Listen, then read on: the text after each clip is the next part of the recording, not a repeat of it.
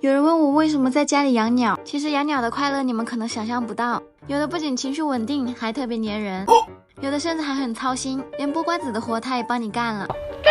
骑单车的时候还有个加油打气的，睡了一个午觉醒来，还有小鸟唱歌给你听。